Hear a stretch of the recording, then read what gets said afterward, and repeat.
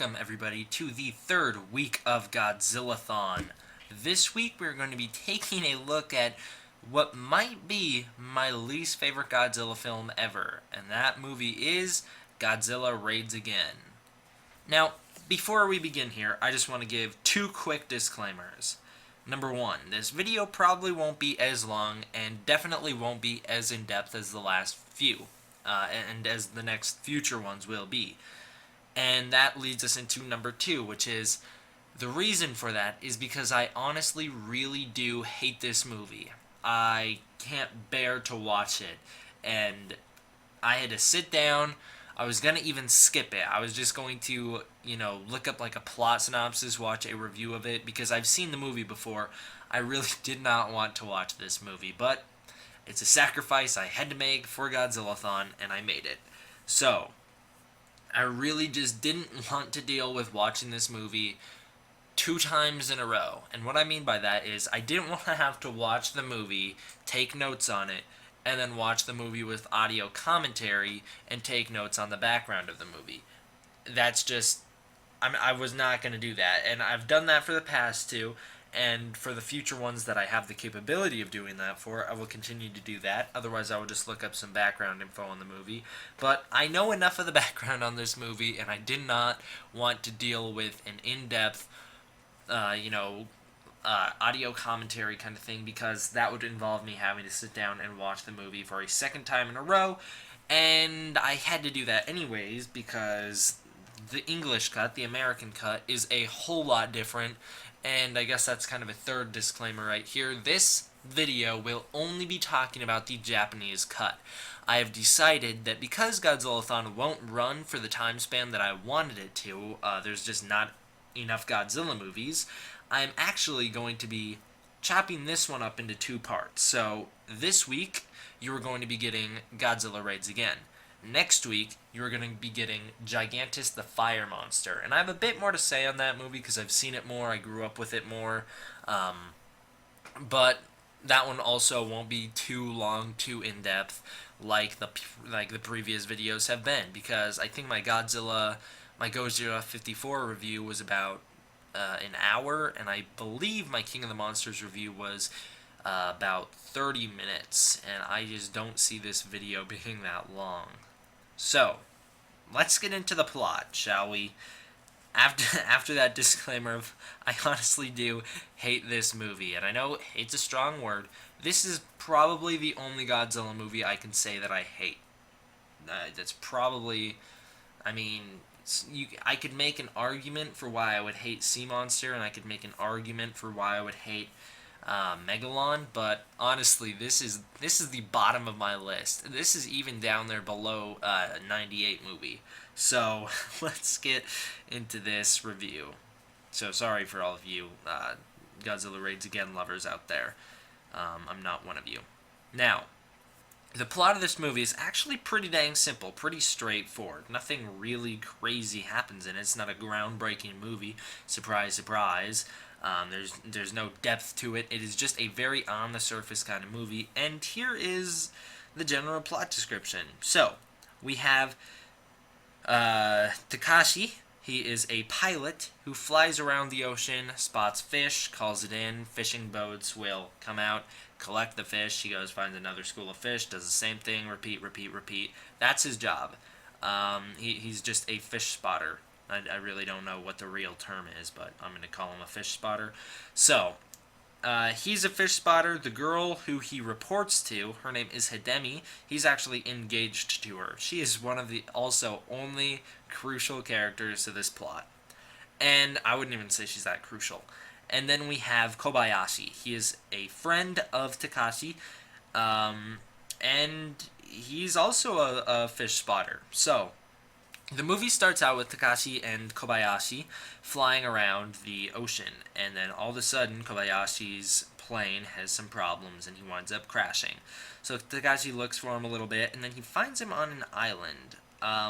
The interesting thing to note here, when Takashi is searching for Kobayashi, it's silent. The movie is silent. We have some special effects, which is just the plane, but there's no music. There's no dialogue. It's just silence, and that's something that this movie really, really has going against it. It is just too quiet, and we'll talk about that later when we get into the music score. But it is just unbearable amounts of silence happen in this movie for no good reason. And I guess you could say that adds sort of a real feel to it, like a realistic, you're in the world kind of feel, because, when you're in the world, you don't have music playing with you constantly, because, unless you got, like, an iPod, but they didn't have those back then, but, you're not going to have, like, you don't have a soundtrack playing your life. So I guess you could say this is a little bit more, I guess, real world in that aspect, but this movie, man, it just really works against it. It makes it very boring to watch.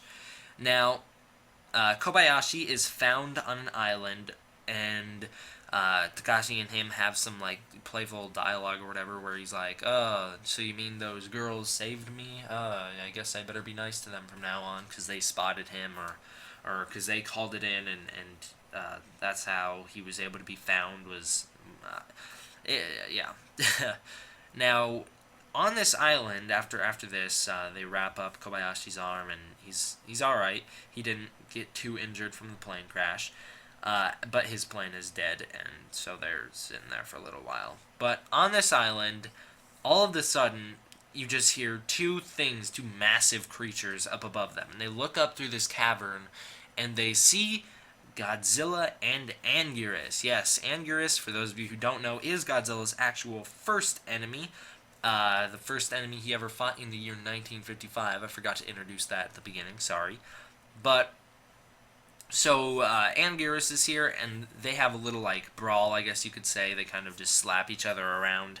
And then Godzilla, I think, grabs Anguirus, or Anguirus, yeah, it had to be Godzilla. Grabs Anguirus, and then the two plummet into the ocean, and then they're gone for quite a while of the plot. So, we're going to kind of skip over some of this stuff, because a lot of it is filler, but I love, one of the things I can say I love about this movie is these next two little bits. Number one, when they look up, they instantly recognize Godzilla. And you would, because in 1955, 1 year after Godzilla just destroyed Tokyo, you would know what he looks like. He would be everywhere. It would be a huge thing in the whole world, not just Japan, but especially Japan. And these two people who come from Osaka, they're, in Japan, they're in close proximity with Tokyo, and so they would have been affected by this as well. We don't get into it, but there would be some economic struggles going on with Japan. There would all this stuff be going on because, they'd have to rebuild, and it'd be just like a natural disaster happened. But, we don't get too much into that because this movie is very dull, sadly. So I love the fact that they recognize Godzilla instantly, and I love it. They look up, and it's Godzilla. And, then Anguirus is there, and they have no idea what he is. So they actually go to find out what's going on. So they're in this meeting, and surprise cameo by Dr. Yamane. And this is another thing that I really love. I'm so glad that they got him back, even if it is just a cameo role, because he really is the best actor in this movie. I mean, we feel the weight, we feel the emotion when he's on screen, because he can bring it. He was in Godzilla. He knows how to act, and not to say that the main cast of this movie is bad actors, but I guess I could say I have a bigger, like a stronger connection to him, because I have experienced, the whole Gojira with him however many times, so he's the character I'm most invested in, even if he is only in one scene of this movie, and his scene is basically him just sitting there. He confirms that, yeah, this sounds like what you guys saw was Godzilla. He says, you're not going to be able to kill it, no oxygen destroyer this time, we're pretty much doomed, and I love that. And then he shows some stock footage from the 54 movie. No telling on how they got that footage, but they play it anyways. And then Kobayashi and Takashi actually look through like a dinosaur book, and they're trying to find what sort of monster was out there fighting Godzilla. They identify it as an Ankylosaurus. Now, the real Ankylosauruses don't look like this at all, really. But it's okay because they drop that name and they just refer to him as Anguillus. That's what they call him in the movie.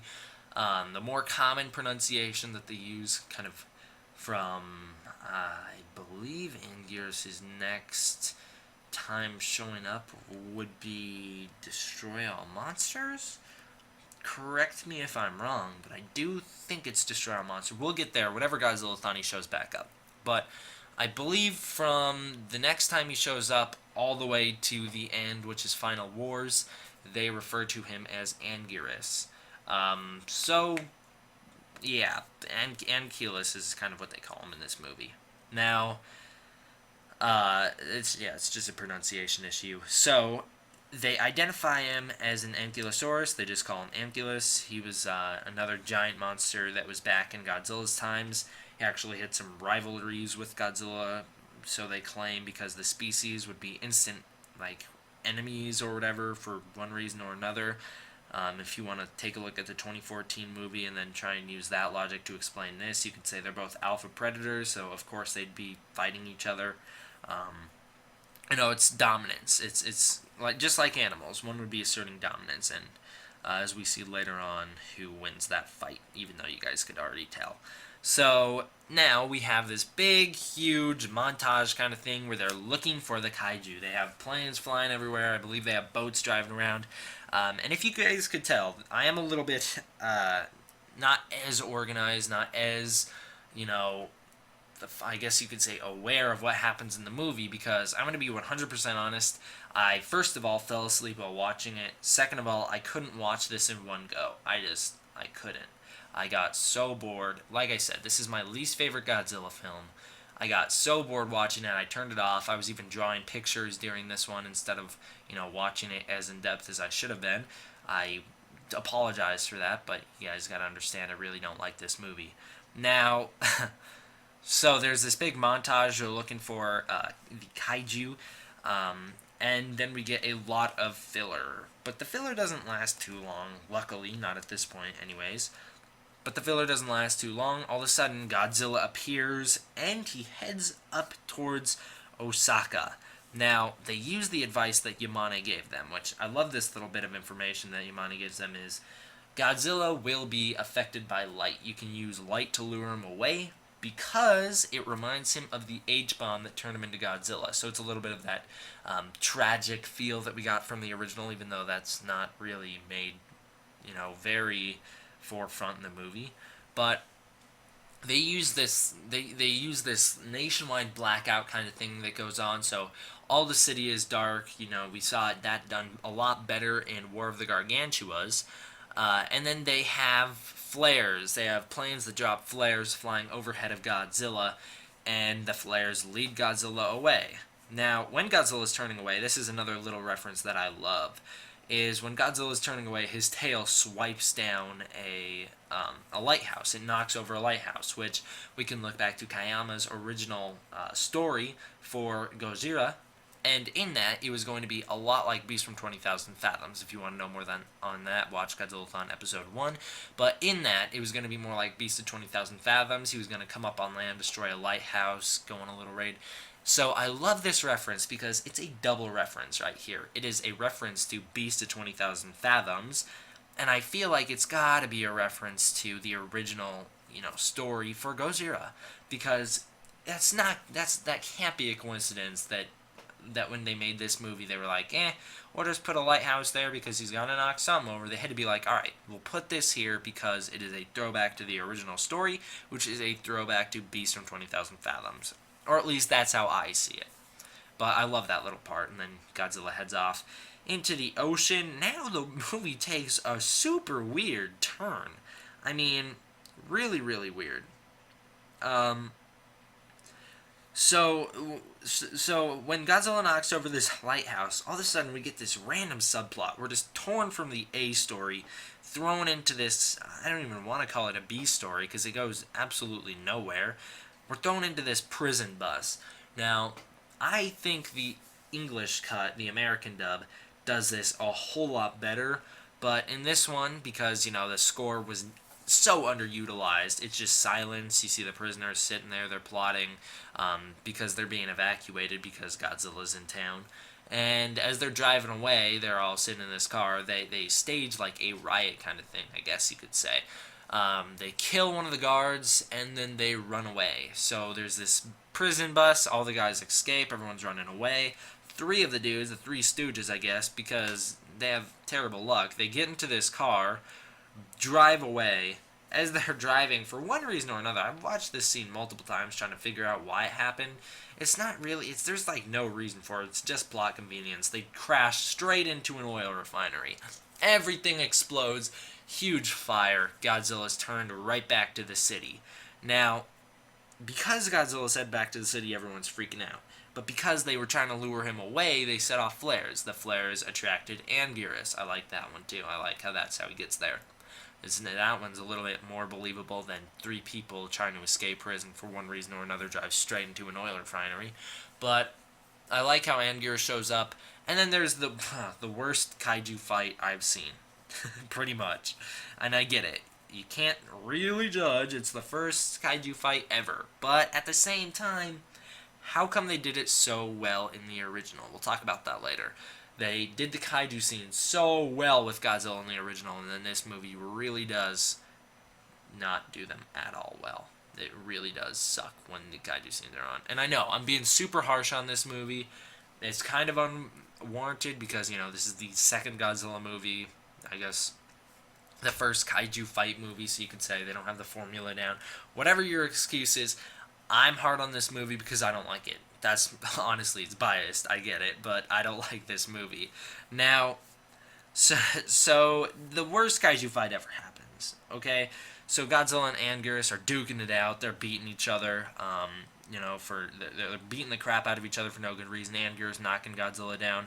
There's a cool scene when Anguirus, I think, he bites Godzilla in the neck, and then Godzilla uses atomic breath, and it destroys the whole city behind him. That scene's pretty cool, even though the Anguirus head puppet, waves its head really weird. But I do like that scene. It's pretty cool.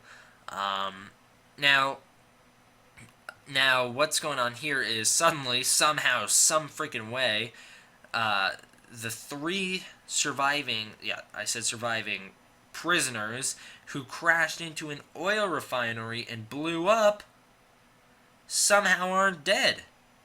They somehow are, up and running. They run down into this subway system, and then finally fate catches up to them. I think it's Godzilla steps into the subway system and unleashes a flood on them, I believe. A flood, and they wind up dying from the water. They get killed. So that's when they die. Now the tooth and claw fight continues, and Godzilla bites Anguirus in the neck and kills him. Yeah, they killed Anguirus.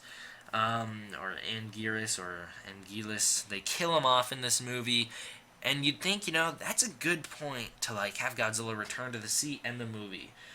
Too bad we're not far into the movie, and we have about, I think, 30 minutes to an hour of filler. Now, I know it can't be 30 minutes, it can't be an hour of filler, because, an hour takes us to the end of the movie. But it feels like they kill off Anguirus in the first 40 minutes, probably the first 40 minutes.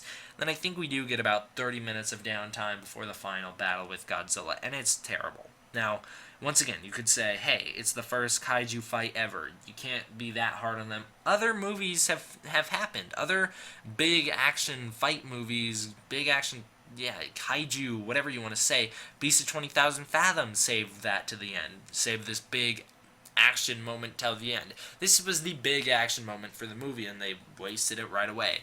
And the comparison multiple people have made is Frankenstein vs. the Wolfman saves the fight till the end.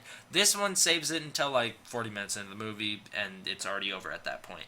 Now, luckily, because when filming this movie, I don't know why it happened. I don't know who was responsible. It could have been Tsuburaya, which if it was, I feel bad because, he's really good at effects in the first movie and all the ones that he does to come. But they undercranked the camera. The way they made the kaiju scenes in Gojira look good was that they overcranked the camera. That way, when they played it back, it looked like Godzilla was moving super slow. Now, with this movie, they undercranked the camera, which is why it looks so cheap and fake. Now, here's my proposal to someone out there on the internet. Take this fight, because I'm not going to do it, I'm going to get a copyright strike maybe. Take this fight, slow it down, and then post it online. I want to see the slowed down version of this fight the way it was meant to happen. Because, yeah, it was a mistake that they undercranked the camera. It was not supposed to happen that way, it just did. Now, I want to see how it was originally supposed to go. I do want to see it slowed down. I think that'd be pretty cool to see, the two giants fighting instead of, like, two sock puppets beating each other. But that's just an idea. Now, we get a whole lot of filler. Just Kobayashi's engaged now. Everyone's getting drunk, having a great time, just happy-go-lucky moments. Everyone's joking around with each other. No one really cares that there's a dead Anguirus. No one really cares that there's just cities destroyed. No one really cares about Osaka because, we have to get on with the fun time. So we really do spend, I think, like 1 or 2 minutes on them going, oh, thank God you're alive. It was such a terrible experience. And then we move straight on to, hey, I'm engaged. Let's go get drunk. And, yeah, so then there's a lot of just BS here. Moving on, skipping past all that because it's not worth talking about. Because, honestly, the characters aren't well enough developed to care about them. Now, Godzilla is spotted on an icy island. It's never made clear what island this is, but I'm going to just refer to it as the Big Iceberg, because as we see in the next movie, it truly is just a big iceberg after it melts. But, okay, so here's what happens. They spot Godzilla on this island, and then we take quite a while. There's like this military march that comes on, one of 2 songs I think used in this movie. It's a good song. We get all this stuff going on, action's ramping up, and then it kind of goes nowhere because they try and shoot Godzilla with missiles, and nothing happens. He just tanks it, because he's Godzilla. Nothing happens there. Then Kobayashi dies, and then for whatever reason we cut back to filler, so Kobayashi is killed. Yeah, it's almost, you could say, a heroic sacrifice, because his plane crashes into the side of a mountain, pouring down tons of ice on Godzilla. It's an avalanche. Godzilla is nearly buried. He gets out, and then for whatever reason we're introduced to a love triangle subplot after Kobayashi's dead, the love triangle involving Kobayashi. Why they chose to do this was very clear. It was a Gojira. They're like, hey, it worked for that movie. Emiko, Serizawa, Yamane, or Ogata, not Yamane. Jeez, that'd be weird. So Emiko, Ogata, Serizawa, that was a love triangle. It worked well. Let's throw Kobayashi, Takashi, and Hidemi into one love triangle. And it doesn't work because he's dead. Okay? Just why they felt the need to do that, I have no idea. But they did it anyways. So it really doesn't work. We get some downtime there, and then they keep trying all these different plans to kill Godzilla or to just prevent him from coming back, and they all start to fail. They all seem to start working, and then they go nowhere. They set up all these bombs everywhere. It blows up. Some foot soldiers get the crap scared out of them from Godzilla. And then they have plain people die in the crossfire because Takashi, or if I've been pronounced his name wrong the whole time, I do apologize. I wrote it straight down from the subtitles, and I didn't really listen to how they pronounced it. I'm just going to keep calling him Takashi. So, Takashi actually comes up with the plan, hey, Kobayashi died, but it created an avalanche. What if we create avalanches by shooting missiles into the side of the mountains? Then ice will pour down on Godzilla, and he'll be stuck, and, he'll freeze, maybe to death. So they blast all the icebergs or whatever, all the mountains beside him. Huge avalanche, Godzilla's buried. Then we get some quick scenes at the end of the movie here where the human scenes are left to live out, the rest of their lives, and it's a happy ending. Really doesn't work for this movie, happy ending, because the original really didn't end on a happy ending. This one really loses the grim tone, really loses everything the original had going for it. The special effects are worse, the characters are worse, the story's worse, Allegory's gone, music's worse. It really, really, really does just fail in every respect, and that is why I don't like this movie. It doesn't work. Now, let's talk about some things here. The silence. Way too much of it. The movie is so boring because of the silence. That's one reason why I really do like Gigantus more, is because Gigantus the Fire Monster actually had music in it. And yeah, it had quite a bit. Even though they had narration in it, that also filled the silence gap. And thank God they did that, because they really needed to do something to make this movie entertaining, and they added narration and different music, and it helped a lot. Even though they changed up the name and Godzilla's Roar. We'll talk about that next time, but I don't prefer this movie. If I watch Godzilla Raids Again, I will always put in Gigantus, because I don't like this movie at all. Now, the music. Good for what's there. Now, they really underutilized the composer. I believe the composer is Masaru Sato. He's the one who would later on go on to do, I believe he does Godzilla vs. Gigan. I know for a fact he does Godzilla vs. Mechagodzilla. There's some other ones in there that he does. Now, they really did underutilize him, because the music that's in the movie is actually pretty good. Even though you do hear the song that plays over and over again, because I think there are two new original songs, I guess two songs that play in the movie entirely, that just repeat a couple times. One of them's really slow and boring. It's like I guess you could say like an ominous feel. It's like it's really boring. And I mean, no offense to anyone who likes that song, I just don't like it. But the military march is pretty good. I have to say that military march is a close second to Ifukube's Godzilla march in terms of Japanese military marches that were used in kaiju movies. It really is a close second. I really do like it. But thank God they used it multiple times, because that helped fill in some of the gap and helped make it as memorable as it is, even though I don't think anything from this movie is really that memorable. So the music is good for what's there. Now the special effects, I already talked about this. They undercrank the camera, which turns what would be good special effects into terrible special effects.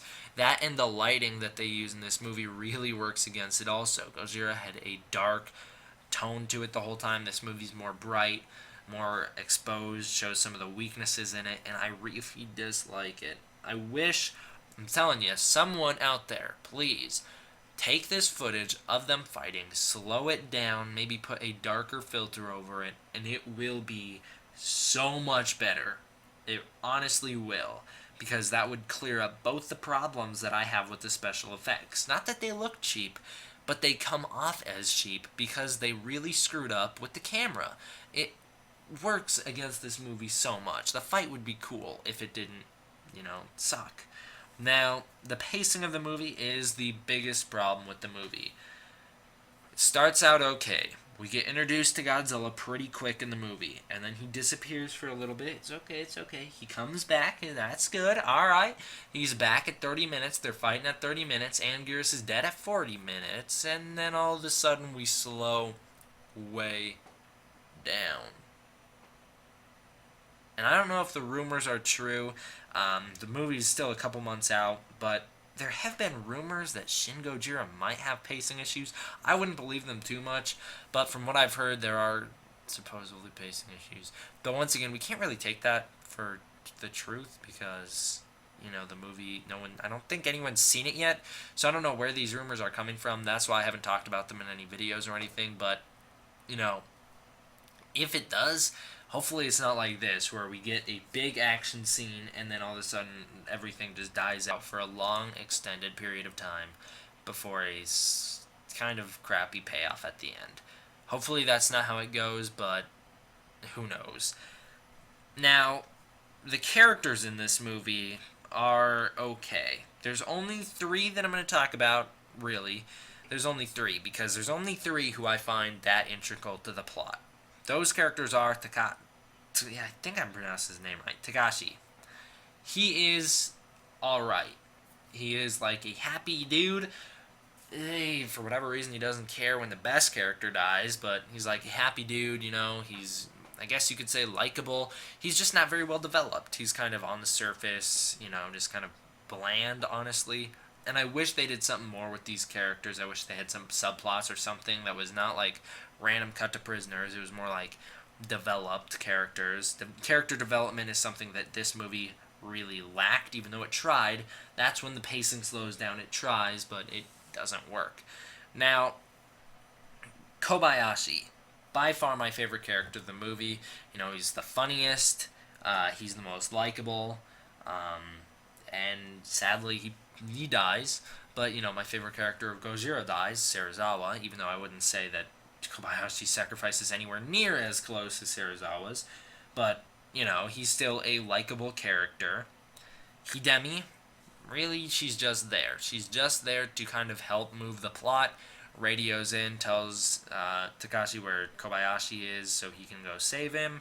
Is there for a tool at the end to try and gain some extra sympathy for Kobayashi with the love triangle and all that stuff.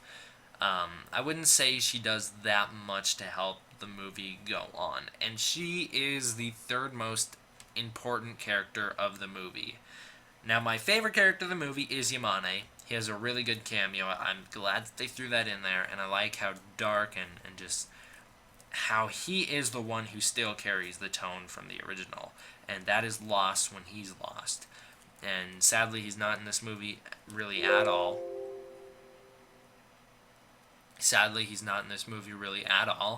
But when he's on screen, you do feel like, okay, Godzilla is a threat. The world is threatened. Something needs to be done. And when he's gone, you feel like, okay, this is a cheap monster movie that I'm watching. And it really does not help the movie at all. Now, let's get into the characterization of Godzilla here, because this is the Godzilla we will stick with for the rest of the Showa series.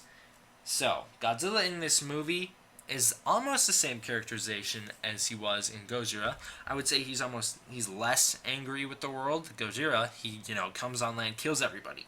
This one more comes on land because he's curious, it seems like.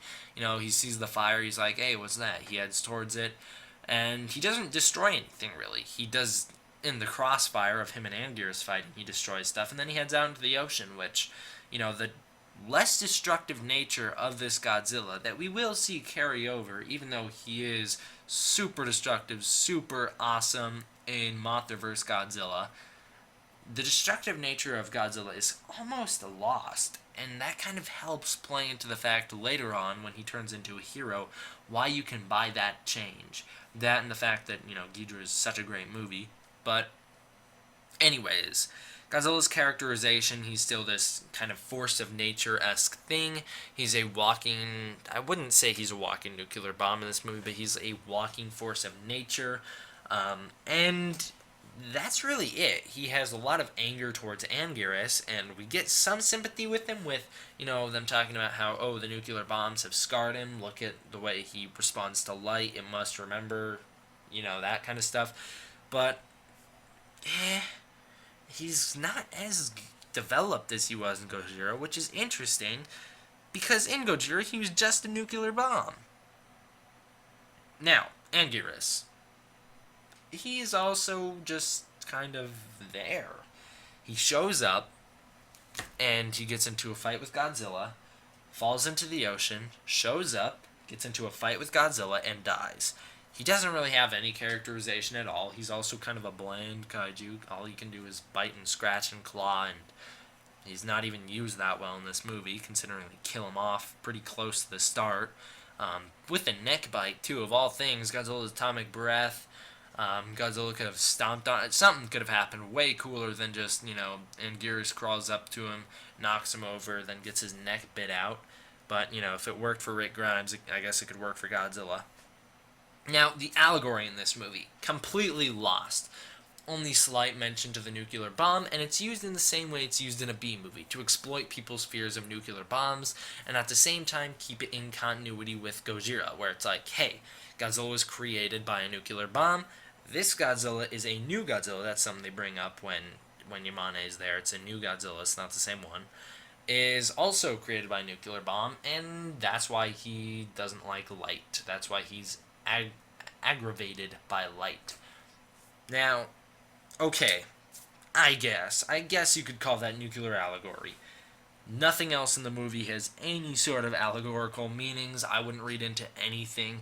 Even the love triangle, where you could say in Gojira that's showing how Japan is changing because it's being westernized. In this movie, you only thing you can draw from that is okay, they really needed some sort of subplot to make us care. That's it.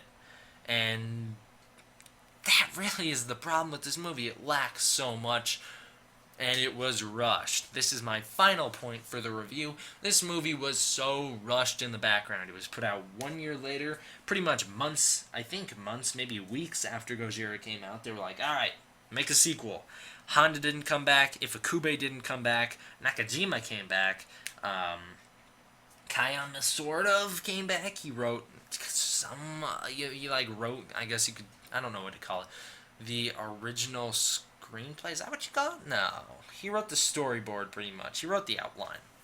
And then, who else came back? Subaraya came back, but like I mentioned earlier, he messed up this one. He accidentally filmed too slowly. He undercranked camera, which ruins all the special effects scenes. And that's it. That's the problem. It lost its big two players. Ifukube made Gojira. Alright? I know the movie would be a masterpiece, pretty much, no matter what score. I wouldn't say that. But I know the movie is just a perfect movie, and so by taking out the music, inserting different music, it would lose quite a bit, but I wouldn't say the movie would be a ruin. I wouldn't say that it's done. But I've said this a ton of times before. Music can really make or break a movie. Go back and watch the original Jaws. Go back and watch the original Halloween. Gojira, that's a good example. You know, music can make or break a movie. This movie underutilized the music, breaking the movie. Now, had Ifukube come back, I guarantee they would have had so much more music in here, a lot better of music in here, even though, his King Kong vs. Godzilla score wasn't amazing. But it would have had a lot better music in here. Completely gone. That's all gone. Even though I do like Masaru Sato later, not in this movie, but later, I like what he does with the music. But Ifukube was really missed in this movie, and so was Honda. Honda was the one who pushed the subplots. Honda was the one who pushed the allegory. It's very obvious when you watch Honda movies. This movie had none of that, which is why the characters fell flat, which is why the monsters fell flat, which is why the movie falls flat. I really do think this movie fails because it doesn't have Honda. Now, not to say that I am against whoever directed this movie. I don't even know who directed this movie. That's how I'm not against him. But he messed up. He really did. This movie, the reason I hate it, I'll get into this right now. The reason I hate this movie is because I waited so long to see it, and it was such a disappointment. I waited years because I only had the VHS of Gigantus, and when I'd watch it, it says Gigantus the Fire Monster. They call him Gigantus. Yamane shows up, but they don't even refer to him as, the same character. Godzilla's seen in there from the 54 footage, but they call him Gigantus. All this stuff, when I was a kid, I was like, what is going on? I've seen King of the Monsters enough times to know that this is the same dude from that movie. I've seen King of the Monsters enough time to know that this is the same footage from that movie. Why does no one know what's going on here? And it took me a long time until I was older to realize, they changed up the movie because they were trying to market it as a different movie. But I was waiting this whole, my whole life pretty much to see the Japanese cut of this movie because I expected it to be good. I expected, the original, the Gojira, blew King of the Monsters out of the water. Gojira was amazing. That movie is the best movie ever made. And I expected this movie to be pretty much on par with that. I was like, yeah, I get it. The American dub sucks. That's typical for Godzilla movies. Even as a kid, I knew that. So when I finally watched the Japanese cut, which was last year, it was the biggest disappointment, pretty much. I could not believe when I was watching it how boring it was, how dull it was, how much better the English cut was. I was so disappointed, and that's why I hate this movie. So I guess you could say, hey, I'm being biased against this movie just because I had a salty taste in my mouth when watching it. That's exactly right, you know? This is my review, this is my opinion. My opinion is that this movie sucks. Now, I'm sorry if that offends anyone, but that's my opinion, and if you don't like it, then make your own review on it. Thank you guys all for watching.